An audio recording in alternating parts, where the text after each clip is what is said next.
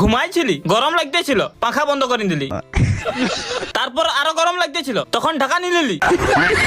কিছুক্ষণ পর ঠান্ডা লাগতেছিল, ঢাকা ফাবড়াই পাখা চালাই নিলি। ঘুমাই উঠি নিচের দিকে যাতেছিলি না, নিচে বিছনা দেখি আরো ঘুমাই গেলি। মুখ ধুতেছিলি, বেটা জলে খেলছে, ওকে যাই মারি নিলি। মুখে জল নিয়ে ঘর আলি, মিঠাই ঠোঙা দেখলি, মিঠাই খেতে যাব, দেখছি না মিঠাই নাই।